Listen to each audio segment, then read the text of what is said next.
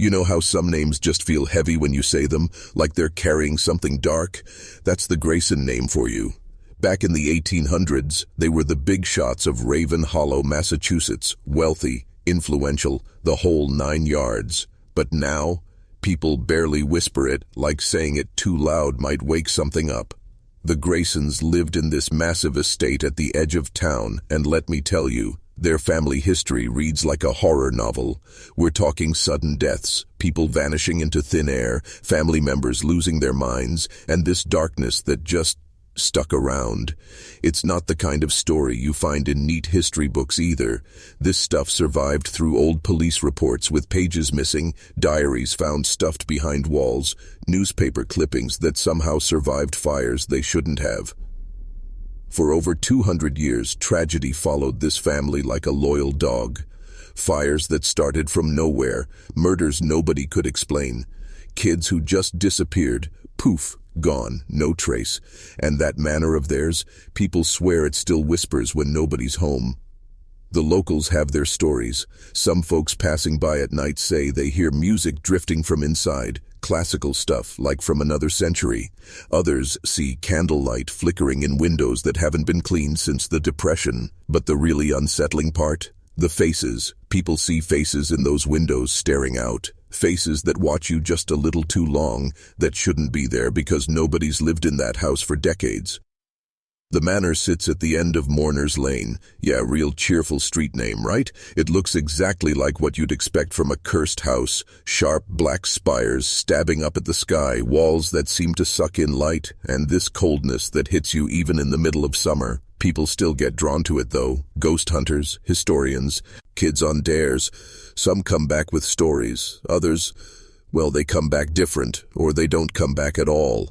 They say nobody walks away from that house unchanged. And if you really want to understand what happened to the Graysons, you've got to start at the beginning, with Jonathan Grayson. He wasn't born a monster, but what he brought into this world, what he made a deal with, it doomed everyone who came after him. Picture this. Spring of 1815, and this stranger rolls into Raven Hollow dressed like money, wearing a silver ring nobody recognizes. Jonathan Grayson. Nobody knew where he came from, but he showed up with cash and paperwork, ready to buy 300 acres of land the locals wouldn't touch with a 10-foot pole. The trees there? People said they whispered in languages that didn't exist. Animals avoided it. Even birds flew around it instead of over it. Within 4 years, Jonathan built Grayson Manor, this Gothic monstrosity with over 40 rooms, secret hallways, and a chapel that no priest would bless. The construction was weird from the start. Workers heard things, lost chunks of time, tools would vanish. Some guys just quit showing up. One poor soul was found wandering barefoot miles away in August, teeth chattering like it was winter, couldn't speak a word about what happened. The town loved their gossip about Jonathan. He was polite enough, threw money at the church, but something was off. Never laughed, never had anyone over, and nobody could figure out where his money came from. Ship records showed he'd captained merchant vessels through the East Indies, but there were darker rumors, stories about hidden islands, rituals in temples that don't show up on any map, knowledge that wasn't meant to be taken. Then in 1820, his wife Eleanor was found dead in the garden. Eyes wide open, lips black as coal. Doctor said poison, but her hands were scrubbed raw, down to the bone, like she'd spent her last hours trying to clean something invisible off them. Jonathan had her buried quick and quiet, no service. That was just the start. Over the next decade, servants started vanishing overnight. Whole sections of staff gone. A kid went missing in 1831 near the manor gates. Never found the body, but for weeks people heard a child laughing in the woods at night. The real smoking gun came later, a journal they think was Jonathan's, found at an auction 150 years later, pages yellow with age, edges stained with what looked like blood. Most of it was ramblings in broken Latin, weird geometric symbols nobody could decode, but one entry, translated over and over, stands out. I asked, I was given, but he does not forget. The mirror is the passage, the blood is the cost, and a Grayson must always pay. After Eleanor died, every mirror in the manor was covered with black cloth. Never saw a reflection in that house again. Jonathan's story was just the beginning. The real nightmare started with what he did to his own son. See, when Jonathan died in 1851, and I say died loosely because no death certificate was ever filed, the estate went to his boy, Elias. Or, more accurately, Elias was finally let out. Most folks in town didn't even know Jonathan had a kid. No birth records, no nanny, no crying from the windows. Elias existed only in family ledgers and one creepy portrait, pale, sunken kid with eyes that followed you around the room. By the time workers came to fix up the manor 50 years later, people thought Elias was just a ghost story. Then they found the room. Hidden behind a fake panel in the library was a narrow staircase spiraling down into pitch black. At the bottom, a stone chamber. No windows, no light. Just a heavy iron door wrapped in chains, covered in symbols burned right into the metal. This wasn't storage. This was a prison. When they finally got that door open in 1894, the renovation crew found a nightmare. Chains bolted to walling, Elias, child-sized restraints, moldy bedding covered in fingernail marks. Some fingernails were literally embedded in the plaster where someone had clawed at the walls, torn dolls everywhere. And the paintings, God, the paintings. Hundreds of them, hanging crooked on the walls, scattered on the floor, all showing the same thing. A tall, black figure with hollow eyes and fingers way too long, always standing in front of a mirror. Sometimes it had no face, sometimes it bled. Sometimes it was bleeding out of the mirror itself. This was where Elias spent his childhood. Prison or sanctuary, nobody knows. But the worst part was the trunk they found in the corner. Dozens of Elias's handwritten notes, some torn in rage, others so fragile they crumbled when touched, each one descending deeper into madness. He wrote about the whispering mirror that blinked when he didn't, that showed things that hadn't happened yet but would. He called it the Watcher, something that lived in glass and came back in reflections. One entry from around 1847 reads, "He does not sleep, he waits with open eyes. He said I was chosen, because of Father, because of what Father gave him. I saw Mother in the glass, she screamed from inside it, she said she never left." When his father died, Elias was 31 with the mind of someone who'd never breathed free air. He lived alone in that house for 40 more years. No servants, no visitors, just isolation. If Elias was where the madness took root, it was the women who came after who really felt its poison. From the late 1800s on, any woman who took the Grayson name, birth, or marriage, followed the same horrible pattern. They either vanished completely or shattered from the inside out, every single one. Take Elizabeth Grayson, supposedly Elias's daughter, though her birth records are sketchy at best. Some say she was adopted, others think she was born to a servant woman, Elias. Is kept locked upstairs, a woman nobody ever saw but who screamed at night for hours. Elizabeth got shipped off to a religious asylum at 12, then to a private institution in Vermont. The staff there described her as highly disturbed, compulsively silent, and possessed with mirror obsession. One nurse wrote that Elizabeth would spend entire nights staring into her bathroom mirror, whispering rapidly in languages nobody recognized. Ask her what she was doing, and she'd just say, "He's waiting right behind me, can't you see him?" She died at 17. Cardiac seizure, they said, though she'd been perfectly healthy. Staff members swear her face was frozen in a scream of pure terror when they found her. After Elizabeth, the Grayson bride curse really took hold. Marriage into the family became a death sentence dressed up in white lace. Margaret LeClaire married in 1918, healthy, happy, well-educated. 9 months later, they found her in the manor's east wing, naked, digging at the floorboards with her teeth. She'd torn out her own fingernails, trying to let the voices out. Her husband Charles left one chilling diary entry before he walked into the frozen river. She told me the house ran fingers through her hair when she slept, that someone whispered poetry in her left ear. Lines I found scrawled into the wallpaper weeks later. I listen now at night, and I think I hear it too. It says my name like it's chewing it. Between 1920 and 1940, 5 Grayson women either killed themselves, disappeared, or ended up in asylums. Young mothers, teachers, socialites, all slowly eroded into madness or vanished entirely. Then came the fire of 1945. The West Wing went up in flames. But here's the kicker.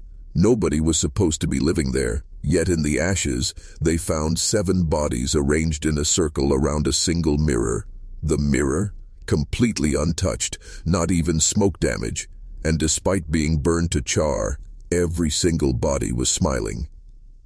By all rights, the Grayson line should have ended in the mid-1900s. The madness had burned through them, literally and figurative. Every documented heir was dead, disappeared, or buried without ceremony. Should have been the end of it, but evil doesn't just pack up and leave, it waits. Around 1950, whispers started about Thomas Grayson. Born in 49, quietly adopted by some distant cousin in Maine.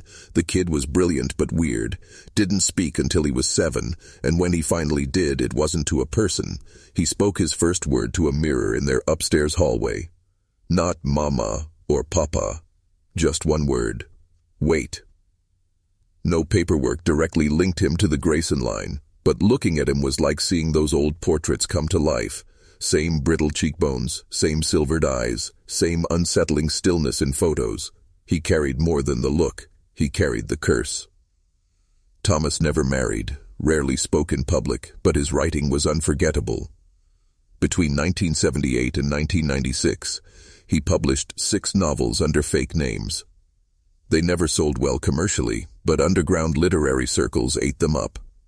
Every book dealt with inherited guilt, twisted reality, forgotten trauma, and always mirrors. His second book, Rooms with Eyes, got banned from several college reading lists after students reported mirror hallucination episodes. One girl claimed she couldn't see her own reflection for 3 days, just a smiling woman standing still while I moved. In 2008, Thomas was reported dead. Heart failure, no autopsy, no witnesses, closed casket funeral.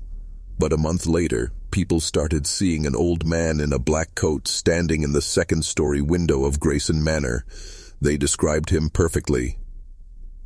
Things got weirder. In 2014, a woman in Portland bought one of Thomas's rare books from a thrift store. She started documenting strange stuff. Mirrors fogging without heat, knocking from behind glass. Her name whispered when she was alone. She returned the book. It stopped. Then she ordered another copy online. The night it arrived, she vanished.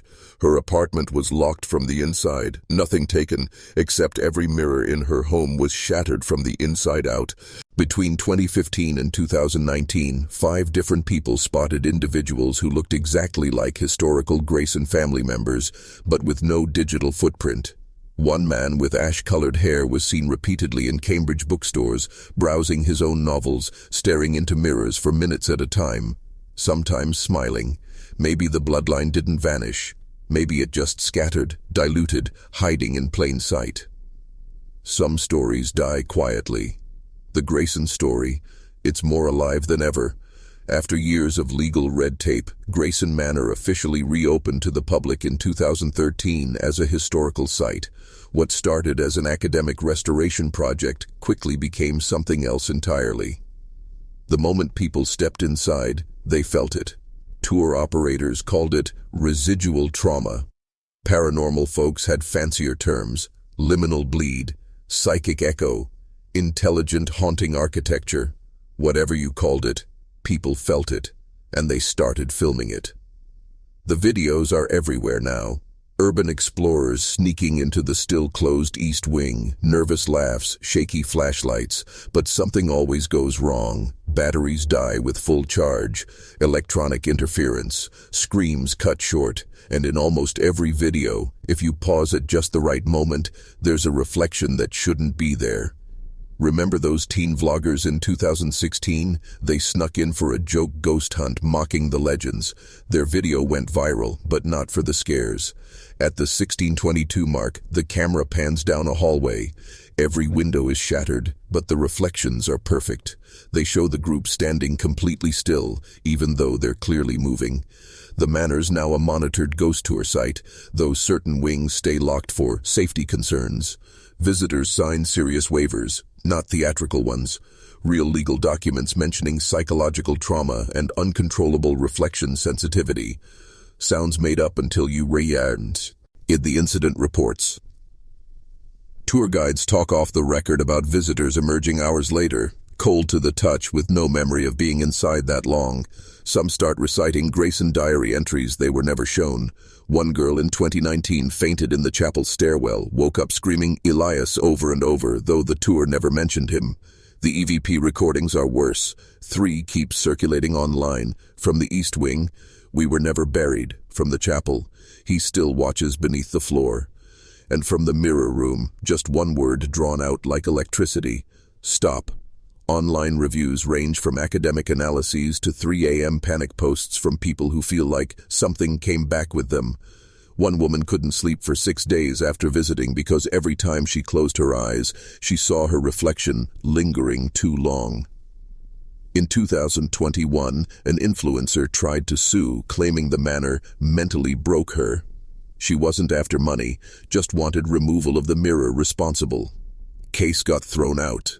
The estate doesn't have mirrors anymore. They removed them all in 2015 after 3 tour guides had identical episodes. Nosebleeds in separate rooms followed by complete memory loss. When asked where they went, they all said, "Downstairs into the mirror."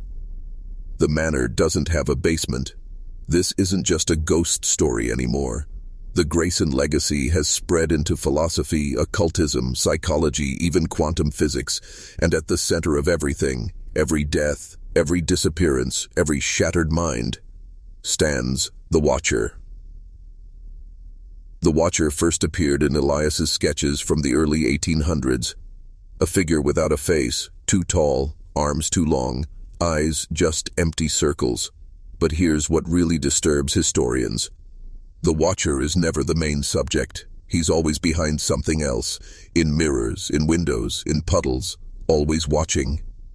For over a century, variations of this symbol podant built up around the Grayson estate, burned into floors, carved into bed frames, drawn in soot near fireplaces, always facing mirrors. Occult theorists call these reflected entities, beings that exist through observation. The more they're seen, the more real they become. Mirrors aren't just surfaces, they're active portals.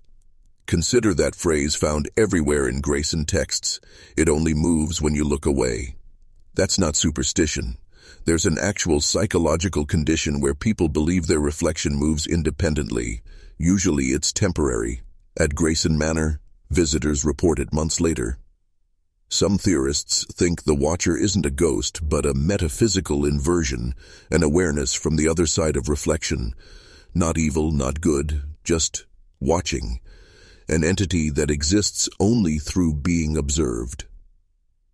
Why were mirrors always the last thing mentioned before every Grayson went mad? Why were they all eventually scratched, broken, hidden, or covered?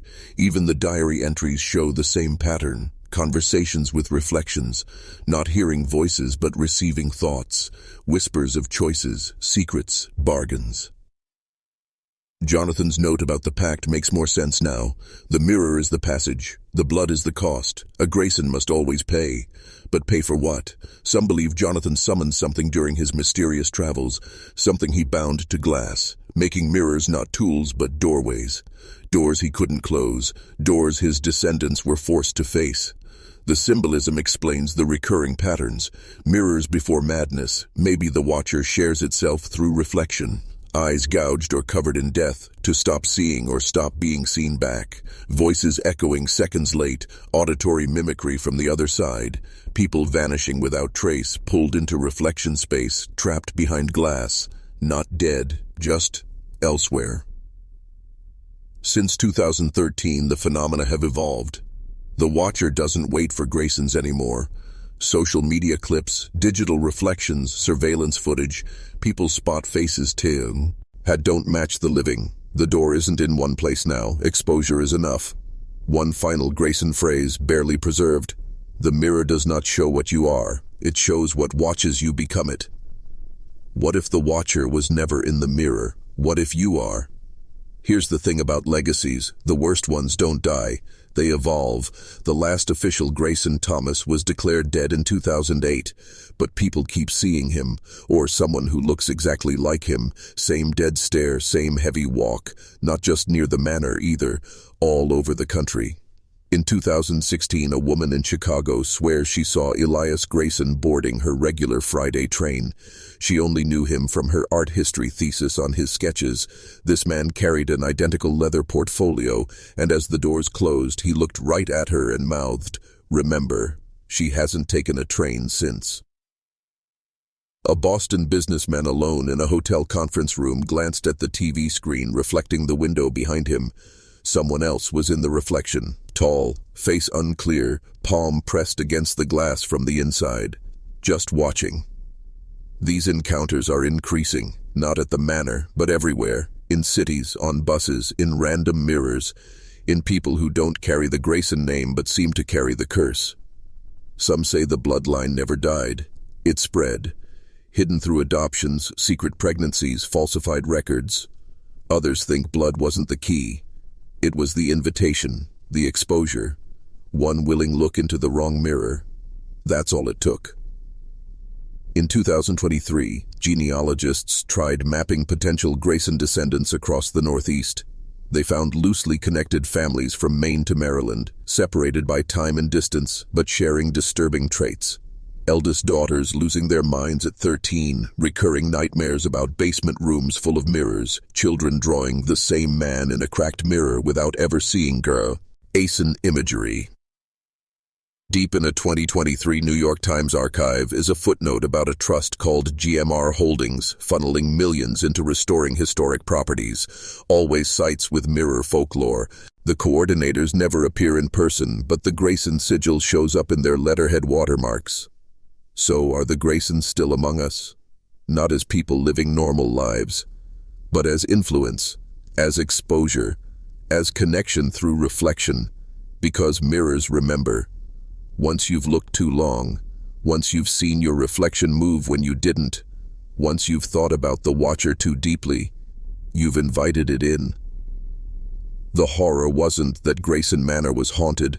The horror was that it was a lens, a way for something to look through, and now it doesn't need the house anymore.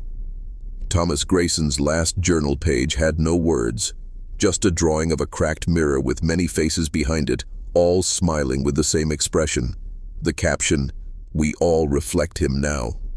So maybe the question isn't whether the Graysons walk among us. Maybe it's this: when did you last look in a mirror and feel absolutely certain the reflection was just you? Because maybe it wasn't. Maybe it was watching you first. And maybe it still is.